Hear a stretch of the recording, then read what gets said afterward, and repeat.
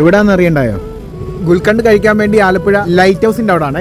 ചെറിയ കൗണ്ടറാണ് വരുന്നത്. അകത്ത് ഫ്രീസൊക്കെ ചെയ്തിട്ടാണ് ഇവർ പരിപാടി നടത്തുന്നത്. ഗംഭീര ഐറ്റമാണ്. ഞാൻ കഴിച്ചിട്ട് എനിക്ക് ഒരുപാട് ഇഷ്ടപ്പെട്ടു. അടിപൊളി ഐറ്റം. ഇവരൊരു സ്റ്റാർട്ടപ്പാണ്.